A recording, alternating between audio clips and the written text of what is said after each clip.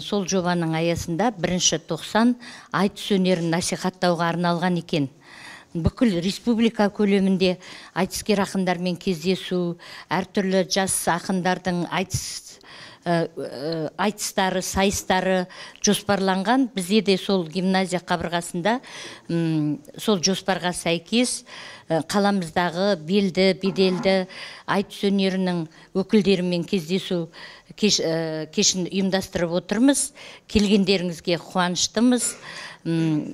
Енді осы кешімізді бастамас бұрын кеш шымылдығын гимназия басшысы Марал Сламбекқызы ашып берсін. Құрметті Мұқаш аға, құрметті Светлана Серікбайқызы, құрметті ұстаздар, оқушылар, осы 4-94 өнер ұлттық мәдени жобасы аясында мектебімізде әртүрлі іс-шаралар өткізілуде. Соның жаңа айтып өтті, Бақтылы мұғалім 1-90-да осы жалпы айтыс, ақындық тәрбие мектебі негізінде жұмыстар жүргізіліп жатыр. Одан да басқа жоспар негізінде басқа тақырыптарда да іс-шаралар өткізілуде. Бүгін енді сіздерге біріншіден алтын уақыттарыңызды бөліп келгендеріңізге үлкен алғыс айтамын.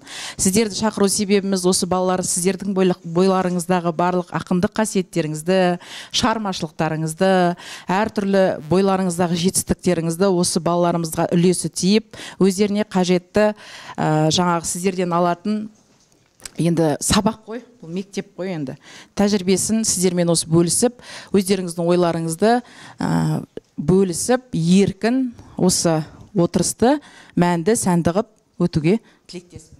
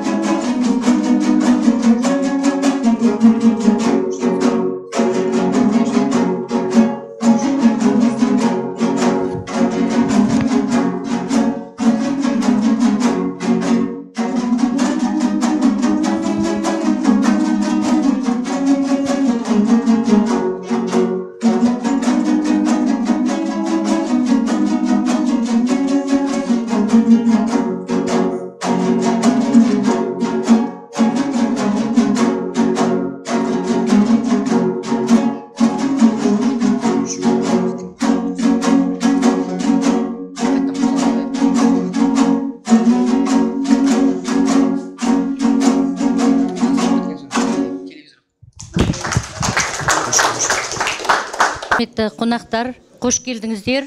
Енді бүгінгі кеш қонақтарын таныстырып өтейік. Мұхамбетқали Сейітқазинов, Мұқаш аға. Біз Мұқаш ақын деп танимыз бұл кісіні. Айтыскер ақын, Ұлытау облысының құрметті азаматы.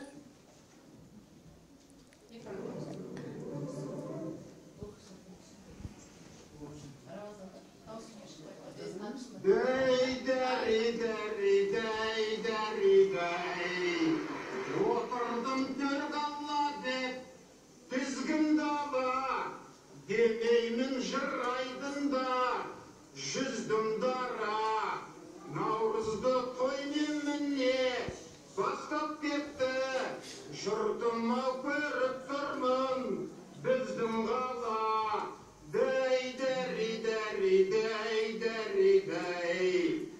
түсінсін мені жақсы, жұрт әуеді, терге көк аспанды, күлтәуені, ұлтымның ұясы боп, сәлем айтты, кеп жатқан қонақтарға, ұлтәуені,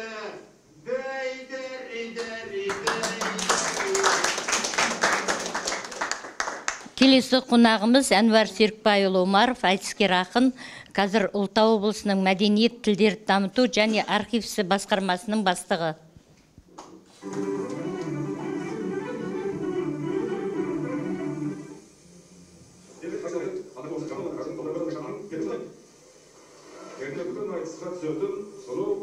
Кешегі албайды қамқытып ақ кезге сағып әлпештеген Ұлытаудан көріп тұрған ақын Әнуар Омаров.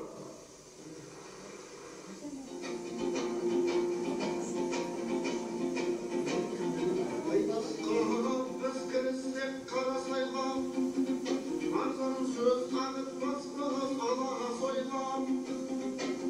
Бабамыз ту көтеріп батқаға қойса, соңынан ерген екен алашайма.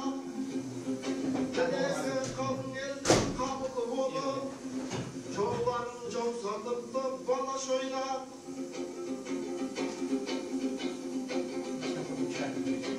Мен тағы сол бабаға жиылайын, ойыма бітемдеген жаңа шайман. Ағи-ғағай, ағи-ғағай, ағи-ғағай. Келесі қонағымыз өңіріміздегі айтыскер қыздардың ішіндегі бірегейі Жумкина Светлана Серікбаевна. Кеңерде қайтқаннан кейін бізді ондайымыздан сүйіп басымыздан сипап еркелік отырған адам болған жоқ. Оны ақын қылған тағдыры. Света достыққа адал, оның өлеңдерінен махаббатқа, достыққа деген адалдықты сезуге болады. Өзім ойлаймын, жалпы ақын дегеннің ішінде періден періштеден өсіретін шығар деп.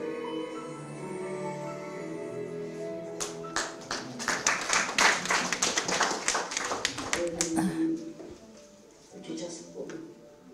Жасып болатын себебі де бар. Өйткені айттым, жаңағы кеңерде қайтқаннан кейін бізді маңдайымыздан сүйіп басымыздан сипап еркелік отырған адам болған жоқ.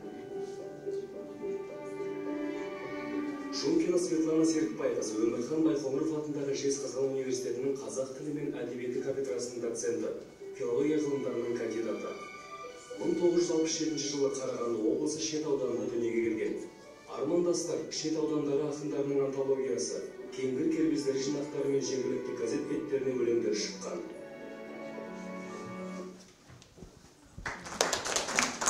Міне оқушылар, біздің айтыскер ақындарымызбен таныс болдыңыздар, ел аузына ілініп, республика көлемінде танылған айтыскер ағаларыңа, әкелеріңіз ғой, Светлана Серікбаевнаға қоятын сұрақтарыңыз болса, бірден сұрақтан бастайық.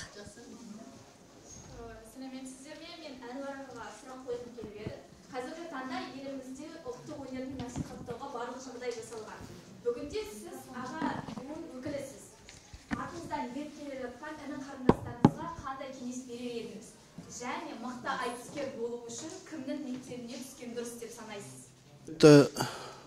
Оқушылар, жастар, ұстаздар деп айтайын. Мұхаң мен Сәкең үшеуміз енді әріптеспіз. Қазақша айтқанда қанды көйлек жолдастарымыз. Кезінде енді қан төкпесек те Жезқазған облысының намысын біршама жыл қорғадық. Кейін енді қазіргі ақындар қорғап жүр. Енді ұлттық өнерге елімізде барлық жағдай жасалған деп айтқан кезде сізге солай көрініп тұрған шығар.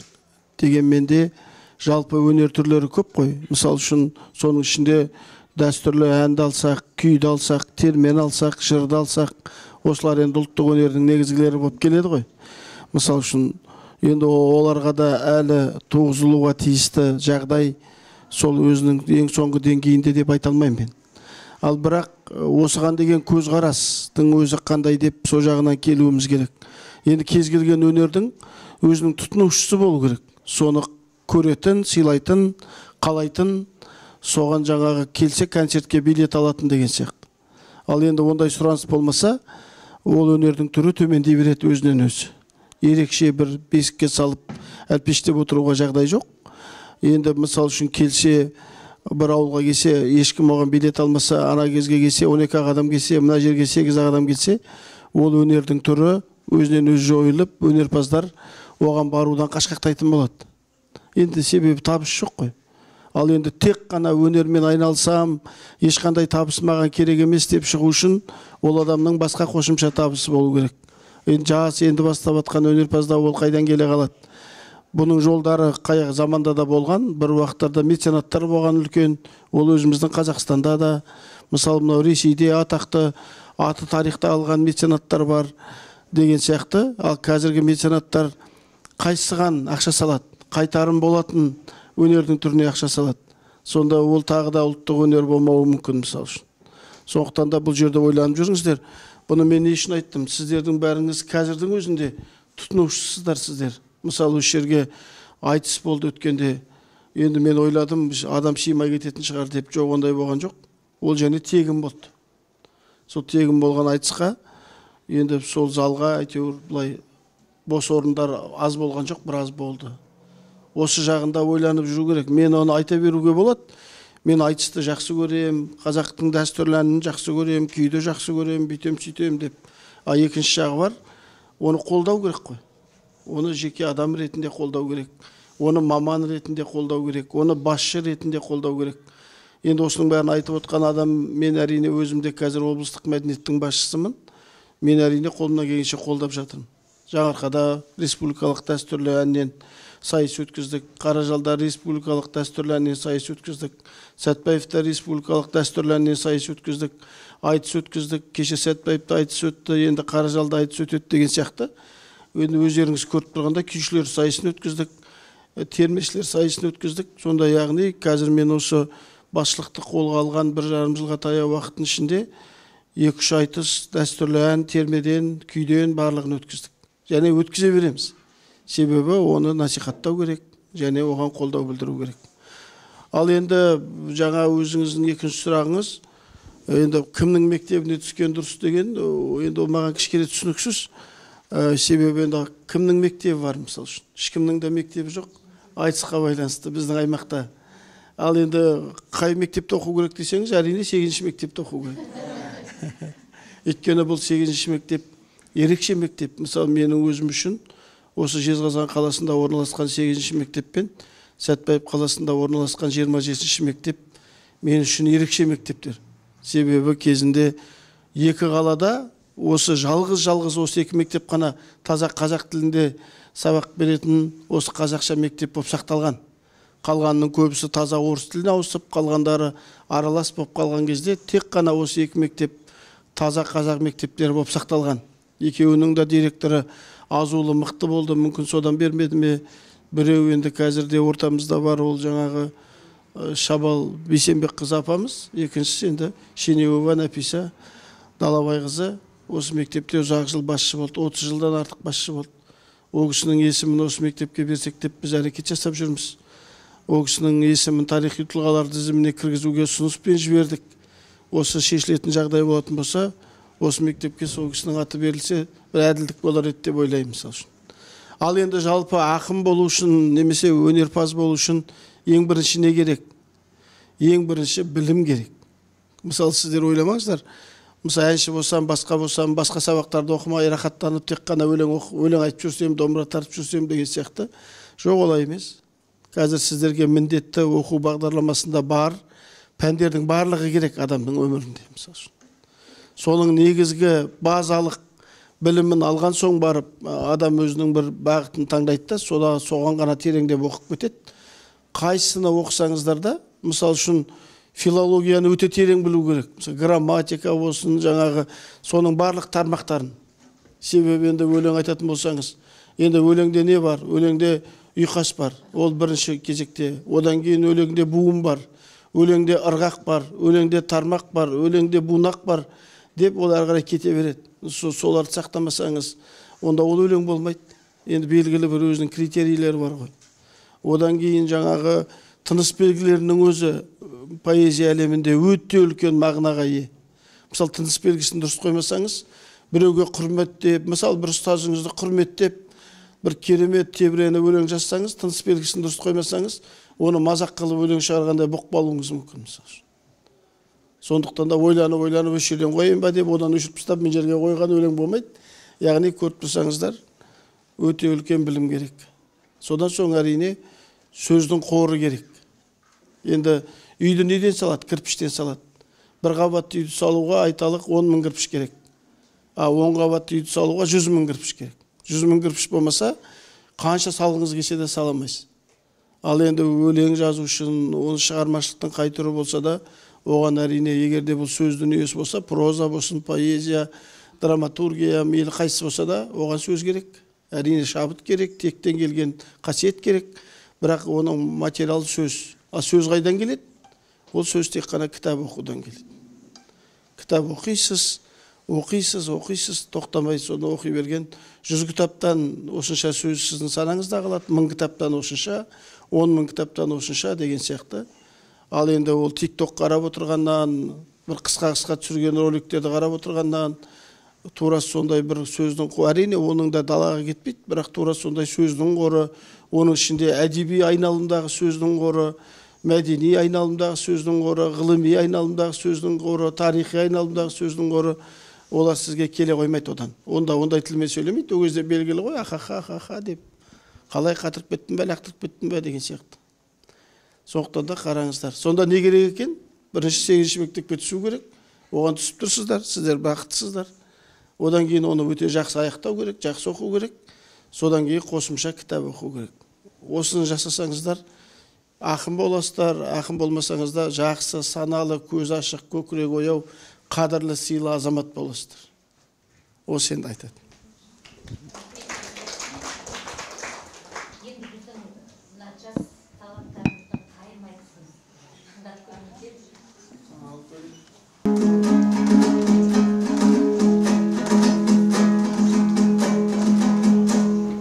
Армысыңдар уақалайық көрерменім, келіп отыр өнерлі кіл көреңдерін.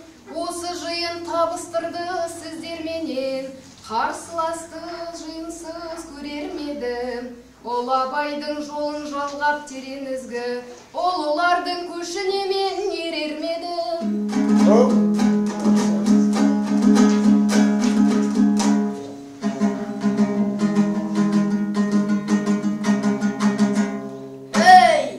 Қайымдап айтысуға шақырамын, көрерменді қызыққа батырамын.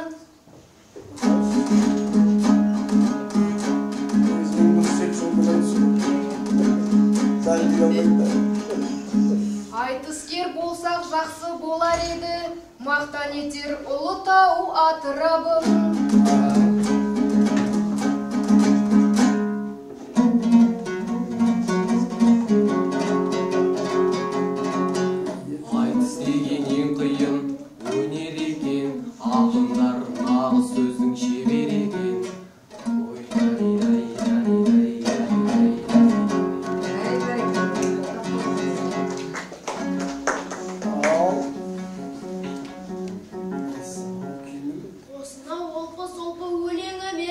Айтыскер ағаларым не дер екен?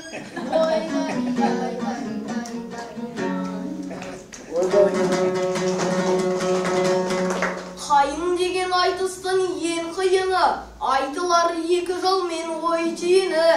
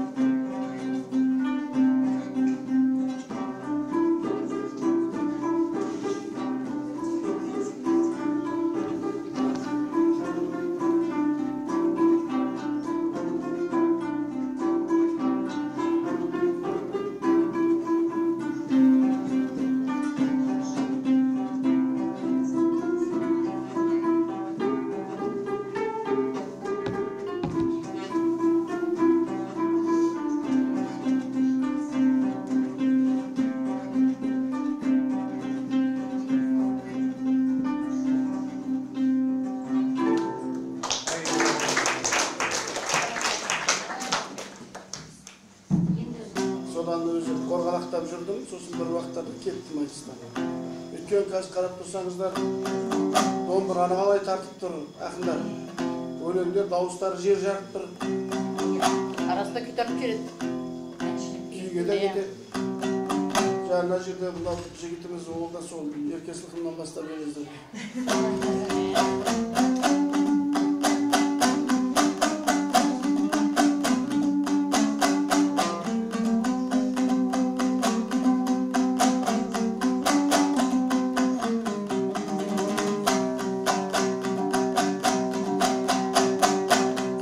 Дихандар разы болар еккеніне, бұл күнге менді разы жеткеніме. Шақырды дегеннен соң жетіп келдік атақты 8-ші мектебіне.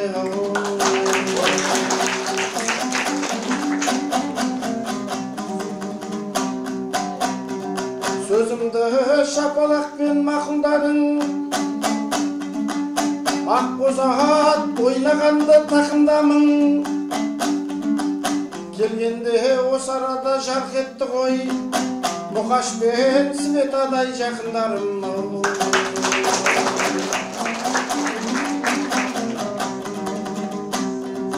Демесін бұл өлеңді дайындадың, қашандай топқа түссем тайынбадым. Көрген соғын көңіл және көтерілді, осында жас ақындар қайымдарын.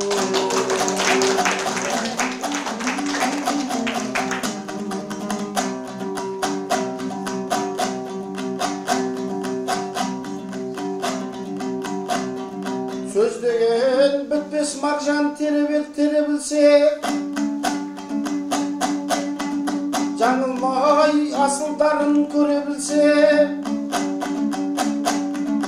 әлі де үйретуден біз қашпаспыз, ақын болып шығамыз деп бере білсе.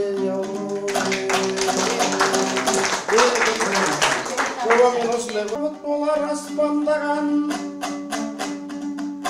сөз болмас көмейінде расталмаған. Ақынға өнерменді білез керек, жөн болар топқа түссе жасқанбаған.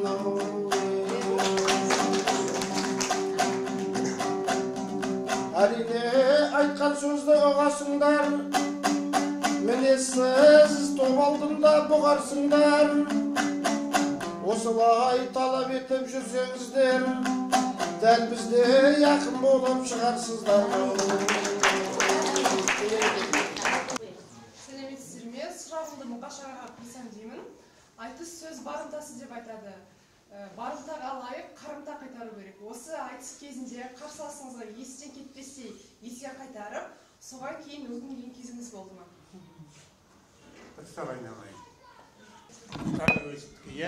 Айтыс сөз барымтасы айналайындар.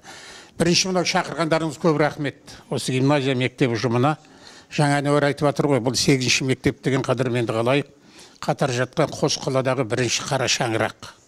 Бұл мектептің тамыры тереңде. Қателеспесем, қаламен құрдас деп есептеуге болады шығар, арасы 1 жас па, жарты жас па. Бұл жерді бітірген талай азаматтар Қазақстанда мемлекет қоғам қайраткері болып жүр, қадірменді қалайық. Басқасы айтпағанда Әлихан Бәйменов, көрдіңіздер ме міне, Беткіштар осыны бітірген. Енді бүгінгі облыстың әкіміне Берік Әбдіғалиұлы осы мектепте оқыған. Көрдіңіздер ме, қандай кереметтер шығып жатыр. Небір таланттар шыққан, небір кәдімгі қазаққа белгілі азаматтардың шыққан мектеп. Сондықтан бұл мектепте оқып білім алу өздерің айналайын үлкен мәртебе. Көрдіңдер ме, бұл жалғыз қазақ мектебі болған қара шаңырақ. Біз кеңес үкіметінің заманында өмір сүрген адамдармыз.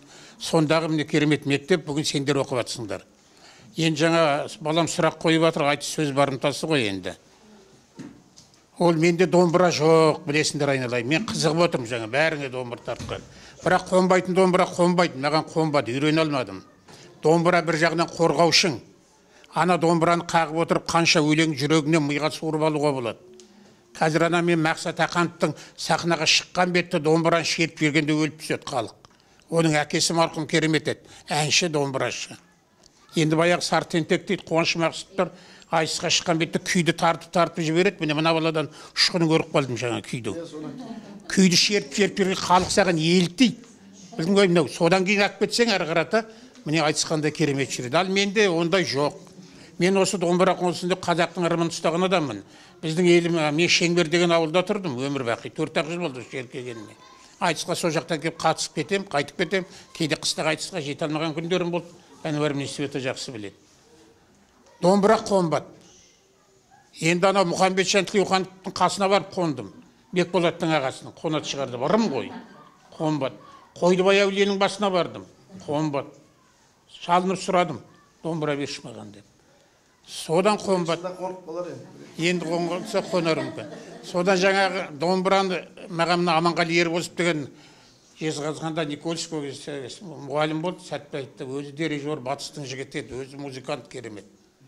Сол домбыра қағы үйрет деп. Енді анау марқұм Әселханда Ерік Асқаровтар да керемет ойнамайды ғой домбырада. Бір-екі шертіп жіберетіні бар, шертіп өлең әкеп алуға болады. Сосын жаңағы Аманғали мен домбыраға шертіп үйретті. Сосын ол да ақын ғой. Ал енді екеуміз айтысып көрейік деді жаңағындай.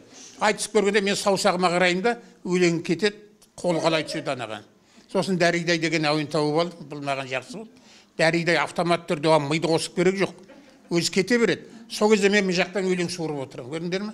Өзі айтысымда байқайды. Дәридайды көбірек айтып кетсем, өлеңді келтіре алмай ойланып жатқаным ол менің. Менің домбырам Дәридай болды.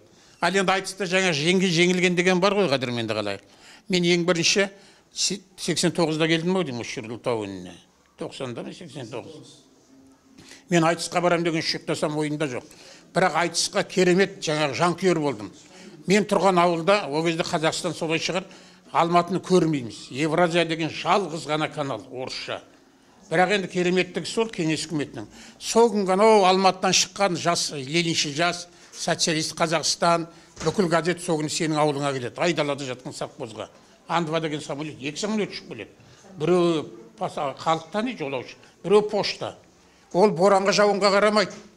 Жауын боран болып тұрса төбеден лақтырып кетеді қабымен. Сосын алған бетте жаңағы әдебиет неге құмар адамдарымыз ғой. Программаны қараймыз, бір жетік айтыс бар дейді. Ойбай айтыс десе, жаңа көрші бір 60 шақырым жерде фирманың орталығында көрсетеді, соған тартамыз. Сөйтсем мен жаңа айтысқа құмарлығым бар екен.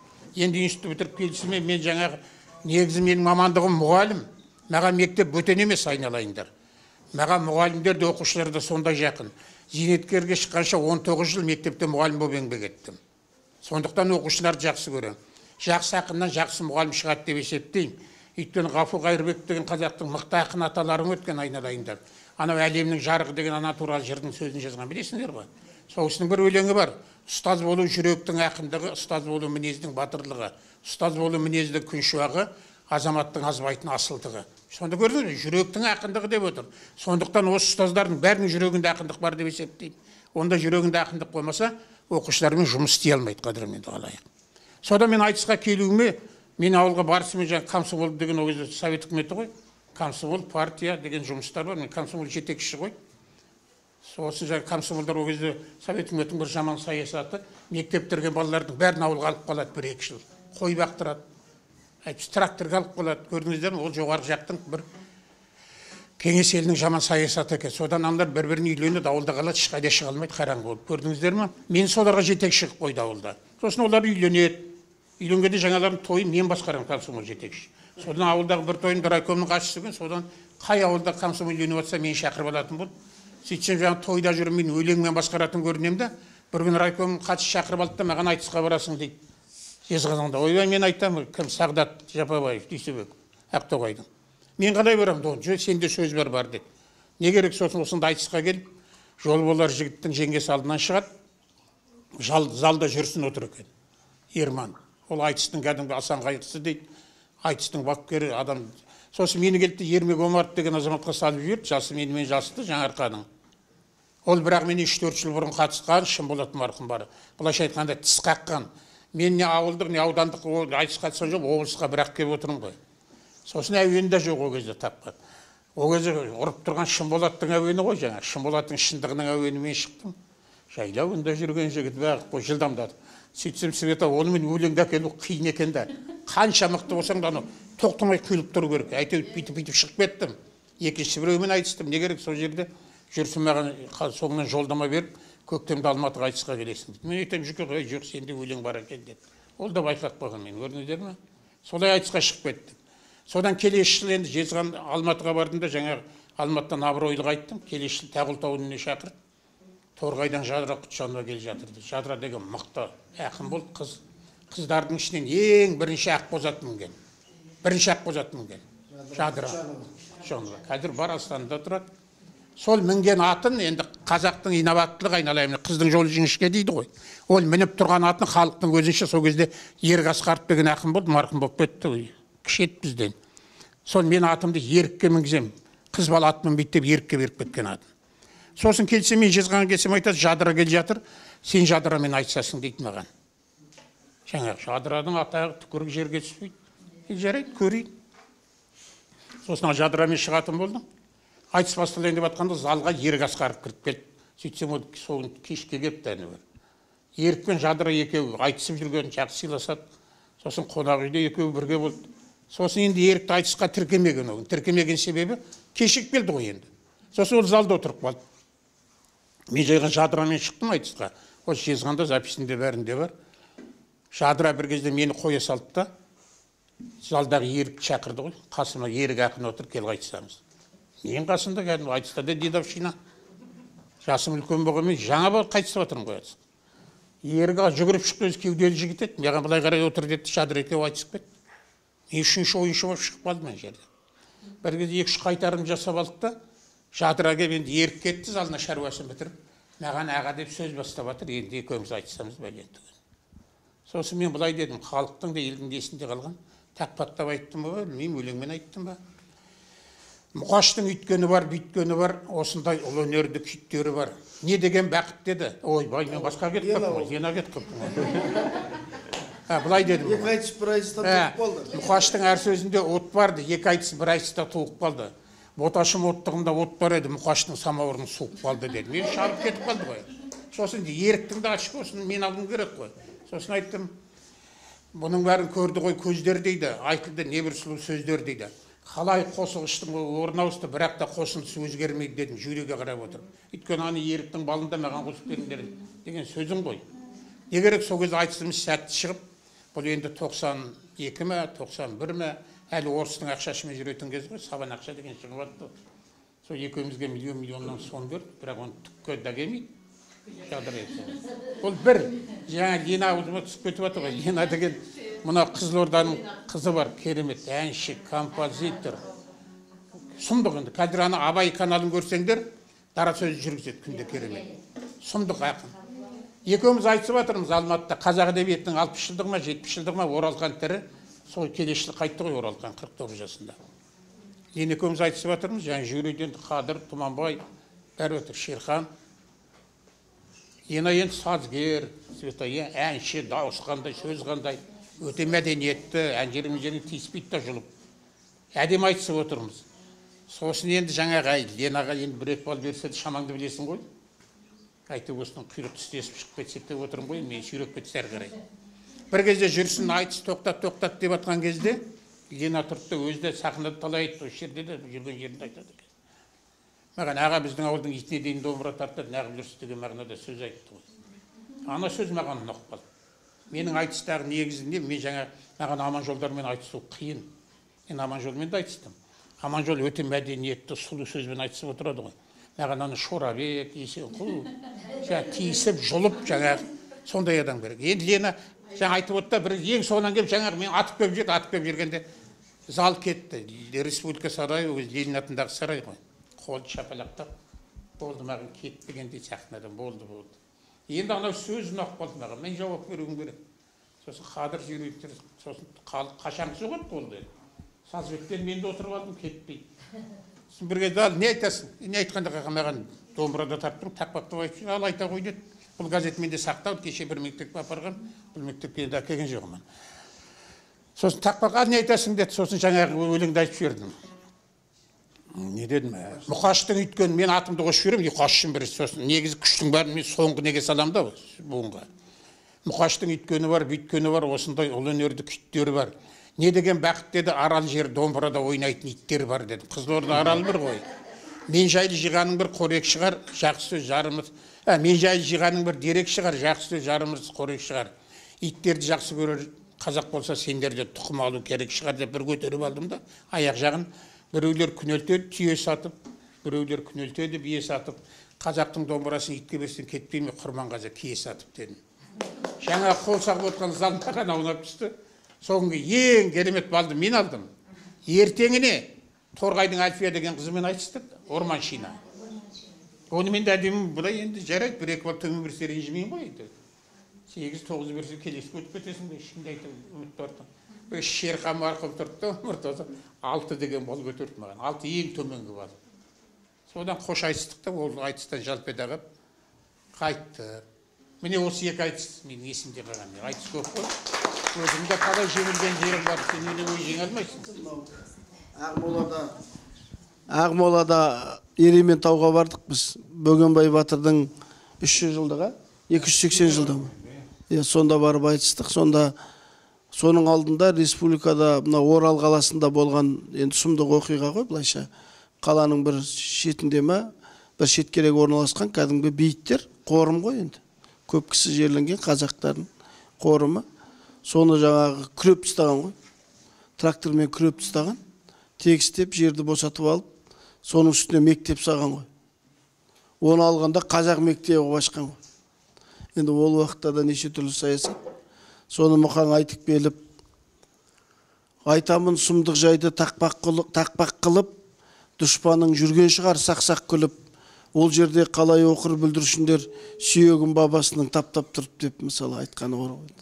Қатты айтқан деген осындай қой, бірақ адам болған өкінбейді ғой бірақ.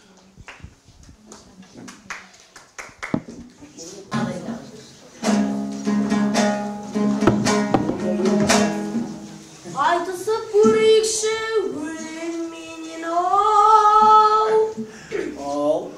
Айтысты өте қиын угагай өнер деген ай.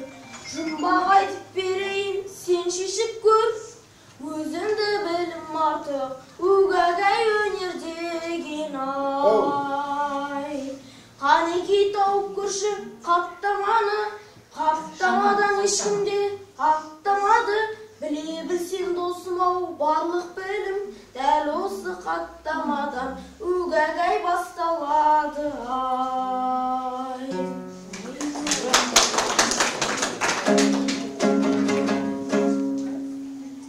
Кітап қой жұмбағыңның дәл жауабын, оны оқыған адамға нұр жауады.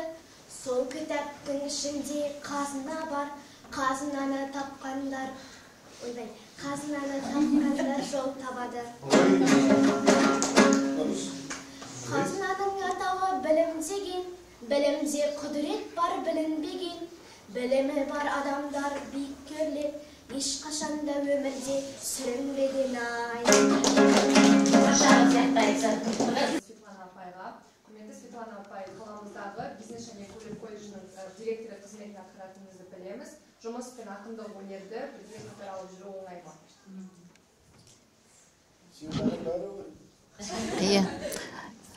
Біріншіден Марал Исламбекқызы, Бақтылы апай, мұғалім, мынандай үлкен жақсы бір әдемі іс-шара ұйымдастырып жатқандарыңыз үлкен алғысымызды білдіреміз. Шындығында да ақындық бұл айтыс өнері жалпы ақсүйек өнер ғой қазақтың. Басқа халықтардың, біздің енді өзіміздің түркітектес халықтардың біразында бар, бірақ нақ осы біздің қазақтың жаңағы сөз өнерінің дамыған, осы айтыс өнерінің дамығандай дамыған өнер басқа жақтарда жоқ. Мынау европалықтарда рыцарлық поэзия дегендерін қосады, осы айтысқа ұқсас деп, орыстар скамарахтарын қосады, айтысқа бізге ұқсас деп зерттеулерден, бірақ оның барлығы айтыстың ширегіне де келмейді. Біздің бұл енді өнердің кереметтігі сол қазақтың жаңағы қазақтың қара сөзінің қаймағын қалқып алып, халыққа бір керемет жаңағы бір өнердің үлгісін көрсеткен. Сондықтан бұл көне өнерге болғанмен де бүгінгі күнде осы қазақтың белгілі ақыны, үлкен жаңа қайраткер деп айтуымызға болады. Жүрсін Ерман ағамыздың қолдауымен 80 жылдардың сол басында осы өнердің қайта жанданып, қайта тууына үлкен жаңа септігін тигізді. сол кезеңдерде алғашқы шыққан айтыстарда жаңағы жазып айтысу деген бір дәстүрлер басталды ғой мұқашаға. Иә, өйткені елдің барлығы жаңағындай өзінің жан сарайынан жаңағы мұқашаға айтпақшы алып шыға алмайды сөзді. Сонымен бір-бірімен келісіп жазып айтқан айтыстар басталды. Кейіннен келе қазақтың өзінің бойында бар қасиет қой. Қазақ өзі біз мысалы жаңа бір анау керемет бәйгіде атты көрсек арқамыз қозып кететін адамбыз. Сондықтан міне осындай айтыс деген үлкен додада сол арқасы қоза келіп, кейінгі өздері өнерге сол жақын қанында бар қазақтың ұл мен қыздары біртіндеп жаңағы сол айтыс өнеріне шығып, сол 80-ші жылдан бері қарай осы өнердің бір керемет дамыған жақсы үлгісін көрдік, соның куәсі болдық, соның шет жағасында жүрдік біз. Енді жаңа айтып жатсыз ғой, ол директорлық қызметпен айтысты немен өнерді алып жүру. Жалпы өнер деп айтуға болады енді. Мен өзі көп өлеңді де көп жаза қоймаймын. Қазір енді жазбақын ретінде. Айтыстан мен 95-ші жылы мұқашаға есіңізде ғой, жаңа ғана Жезқазғанмен осы Әнуар бар, сіз бар, Жезқазғанмен Шымкенттің айтысы. Телевизиялық айтыс болды үлкен бір. Қызылорда Шымкент па? Жезқазған, телевизиялық айтыс. Содан сол кезеңде соңында жаңағы мына бізді Мұқашаға бастап апарды. Мына Мұқашаға кім Әнуар Серікбайұлы, кім Қуаныш Мақсұтов барды. Сосын жаңа кім Ерсін барды, Мұсабеков, сосын қыздардан мен бардым. Сол бес ақын жаңағы сол айтысып, сол жерде барлығын енді қазақша айтқан кезде ол шашып қайттық дейіп айтуға болады ғой. Екі облыста да жеңіп қайттық. Шымкент пен Қызылордадан жеңіп. Шымкент пен Қызылорда. Бірақ енді біздерде жаңағы бір сөзі айтылып қалды, өнерге көп көңіл бөлініп жатыр ғой деген. Мынау енді Әнуар Серікбайұлының да құлағын алтын сырға деп айтамыз. Негізі алтын сырға деген дұрыс емес екен. Алтын сырға деген тыңдама деген сөз екен ғой. Құлағы жабық болсын, мына менің сөзімді естімесін деген. Сондықтан алтын сырға емес, сізге назымыз бар айтатын. Бұл жаңағындай бұл мынау айтысқа жалпы өнерде жүрген адамдарға мынау домбырамен, аспаппен, киіммен бұл қамтамасыз ету шындығында да бұл бір облыстың кәдімгідей жақсылап белсене араласатын дүниесі. Өйткені естеріңізде бар, сол айтысқа барғанда бәріміз киім жоқ үстімізде. Жаңа қазақша киім жоқ, ұлттық киім жоқ. Ұлттық киім жоқ. Содан біз филармонияға алып барды бәрімізді. Соны домбыра тартатын оркестрдің киімі, мұқашағаларға жаңағы сол оркестрдің киімін, маған бишілердің киімін көрсетеді. Мен шамалы кішкене енді кимеймін, мынандай киім деп өзімше менсінбей қалдым. Содан маған бүйтіп қарады да жаңа филармонияның директоры айтты, саған Ұлжан Айнақұлова деген әнші бар, білетін шығарсыздар енді, сол дәстүрлі әнші. Сол Ұлжанның киімі саған келеді енді деп сөйтеді сол. Содан Серік Оспанов мені жаңағы Ұлжан Айнақұлованың үйіне алып барып, ол Алматыда жаңағы керемет дәстүрлі әнші, Қазақстанға белгілі. Сол жаңағы анау бүкіл шифонерін ашып жіберіп, соның ішінен мына көйлекті киесің ба, мына көйлекті киесің ба деп маған жаңағы бір киімін, жаңа бүкіл тақиясымен барлығымен сол кісі беріп, сол жерде мен сол көйлекті киіп шықтым. Мұқашағалар жаңағы немен шықты, оркестрдің киімімен шықты. Сондықтан сондай да кездер болды, сондай қиындықтарды да көрдік біз. Мысалы қолымызда домбырамыз болмаған кездерде де болды. Сол жаңағындай әркім бір кімнің жаңа домбырасын ауыстырып сол жерден сол сахананың сыртынан айтысқа баратын ақшамыз болмаған кездер болды. Сондықтан сонда енді жаңағы сол жүлде туралы айтқым келіп тұр тағы да. Жаңағы мысалы анау керемет қып жаңа екі облысты жеңіп отырған кезде жеңіліп қалған жаңағы Әселханға холодильник сүйреп шықты саханаға. Жаңағы жерде біреуге жаңағы тағы бірдемен сүйреп шықты, телевизор, холодильник, Шымкенттер жеңіліп қалғандар. Сосын енді біздікілер жаңағы сасады ғой, ойбай мыналарға не береміз, енді өзіміздің жанымызда жаңағы шашпауымызды көтеріп желпілдеп жүрген Рамазан Сәттібаев сияқты ақындар бар жаңағы. Ғазиеш Танаев. Содан біреу жаңа Центр кредиттің бастығы, біреу тағы бірдеменің бірдемесі болып, бір-бір кітаптың арасына бір-бір гүлді салып, оны жаңағы не. Содан біз мына кісіге жаңағы бәлен кім Мұқашағаға не қой дейміз. Жаңағы жерде бұл кісіге холодильник, Әнуарға телевизор, маған кілем, 100 мың ақша, общем сондай жаңағындай керемет қып тұрып атады. Өтірік атап атыр. Келгеннен кейін түкте жоқ әрине. Солай.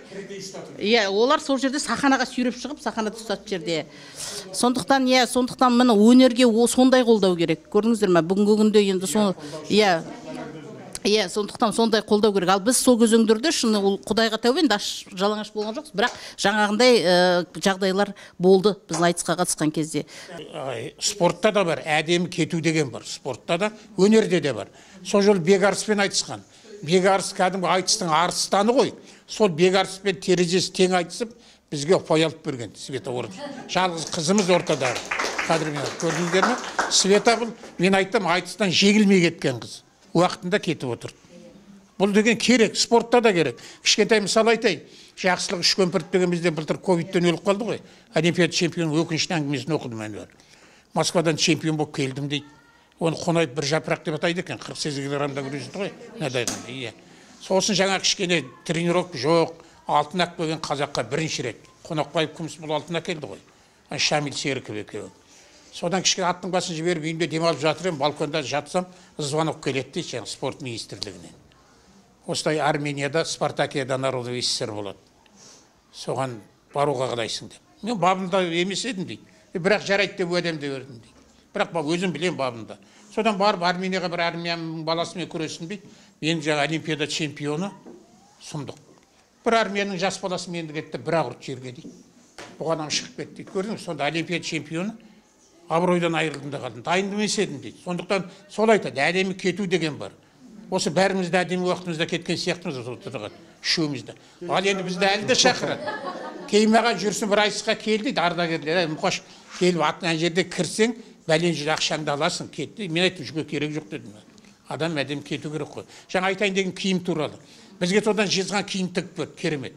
Қайрекең апарып бір кезде өзбек әлі залда қарап отырды, жезғанда киімдеріңді құртыңдар деді. Неге? Сендердің шапандарыңа төсеніштің ойын сапты деді. Ол кісі масқарадан ғой, масқара. Біз мәзбіз жерде оюымыз бар, керемет. Сөйтсек сендерге жердегі алашаның андағы киімдерің жарамайды, құртыңдар. Жатаға айтысу керек. Содан Қайырбек деген шаршамайтын кісі біз ертіп алып тартып. Сосын оркестр Нұрғисаның оркестріне барып тілендейіптір ғой. Сосын бір отыр екен, киім беретін үлкен кісі. Қайрекең шампанын беріп, шоколадын беріп, ана кісіні қақпанға түсіріп, ана кісі енді ананды алғысы келеді, бергісі де келеді. Бірақ зыр-зыр етеді, мен Құдайдан тілейтім Нұрғиса айтысқа бармасын дейді. Мінезді адам ғой. Залда отырып көрсе, үстеріне атып шығып сыпырып алады киімді. Иманымыз үйріп отырып, сол киіммен айтып шығамыз. Сол, иә. Сол тіктерге ақша беріп тіктіргені рас, бірақ ана қалған болмаған. Ол кезде көрдіңіз бе? Иә. Ұлттық неге ою өрнек дегендерге көп мән бере бермеген, сол жаңа текеметтің оюына апарып жаңағы неге салып қойған ғой, иә, киімге салып қойған аха. Енді мен жаңа сол 95 жылы мынау Жезқазған университетінде жұмыс жасадым ғой, қазақ тілі әдебиеті кафедрасында. Содан кейін біз енді университетте қызмет жасағаннан кейін міндетті түрде мынау ғылыми диссертация қорғауымыз керек. Мен сол кезде мынау қазақтың үлкен Жамбыл деген ақынын білесіздер ғой, Жамбыл Жабаевты. Сонымен айтысқан Шашубай Қошқарбайұлы деген ақын бар. Сол кісінің жаңағы шығармашылығын зерттеп диссертация жаздым. Сол диссертацияма байланысты сол 95 жылдары мен енді айтысты аяқтауға тура келді. Одан кейін біріншіден, екіншіден айтыстың да кішкене жаңағы табиғаты өзгерді. Бізде мына осы отырған үшеумізде де жаттау деген жоқ, мына кезде бізде жаттап апарып жаңағы неме әлгі заготовка дейді ғой, алдын ала дайындық деген. Ол кезеңдерде кіммен айтысатыныңды да білмейтін.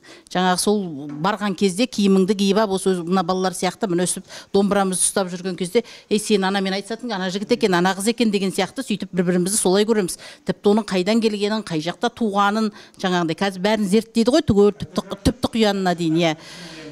Иә, сондықтан ол кезеңдерді, сосын екіншіден мынау айтыстың табиғатын өзгертіп жіберген Мұхамбетжан Тазабеков деген жаңағы ақын келді да, сол кәдімгі жыраулық дәстүр, мынау күлдір-күлдір күсінетіп, күреуіңді мінірме екенбіз, күдеріге бау тағып, күреуге киерме екенбіз деген ақтан берілердің ылғи жыраулардың стилі бар емес пе? Сол стильді жаңағы жаттап әкеп төгіп тастайтын бір керемет жаңағы сондай бір нені алып келді. Бұлар енді жаңағы керемет сүр айтыс дейді ғой, енді бұл көбірек отырып бір өзі жеке жырлап кететін. Сондай сүр айтыстың жаңағы стиліне кетті да, содан кейін біздерден енді жаңағы ол мен өзім мысалы ондай жаттау қабілетім жоқ. Мен өзімнің жазған бір 4-5 өлеңімді өзім жатқа білмеймін. Сондықтан сол кішкене соларда бізге енді айтыстың ары қарай алып кетуімізге менің өзіме кедергі келтірген рас. Ал енді бүгінгі күнде ол енді қызмет пен өнерді қатар алып жүру ол болады. Өлеңді мен өзім үшін анда-санда бір жазып қоям. Бірақ айтысқа сол 95 жылдан кейін шыққан жоқпын. Аяулым ба сосын? Аяулы. Аттарының өзі айтысып тұр ғой. Өлеңнен сөз сайыста қағысқалы, өзендей тастағызған ағыстары, шабыттың тұлпарына қамшы басып, бүгін қыздармен сайысқалы отыр ағайын, әдігәгім,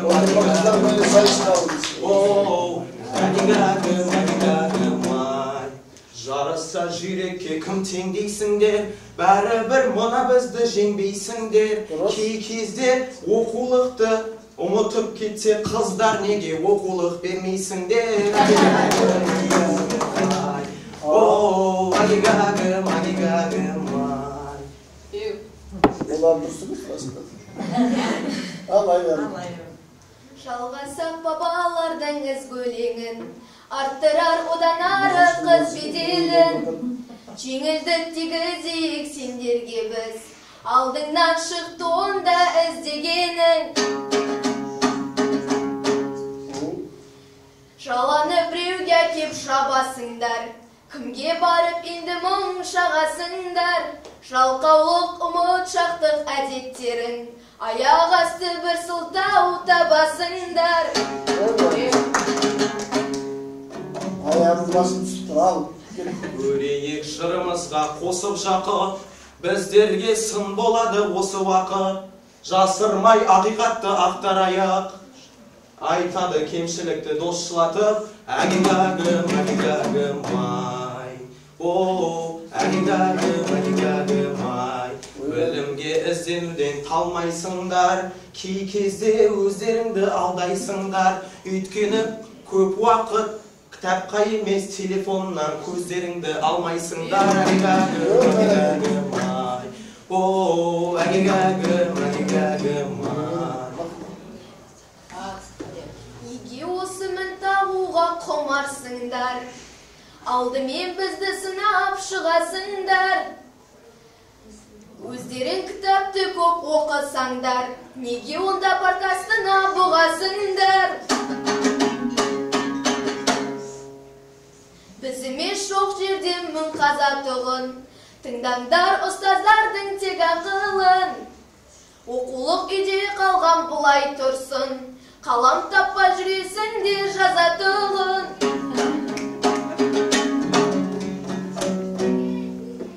Ол рас бір-екі рет сұрағанбыз, мойындасақ әбеске шынадалмыз. Енді біздің жігіттік сертіміз сол айтқан сыннан нәтиже шығарамыз. Агигагым, ай. Біздерге мирас болған өлең несі, қайтеміз бір ескекті бөлегесіп, одан да достық туын биік ұстап жүрейік бауырмал бұл көмектесіп. Агигагым, ай. Агигагым, ай.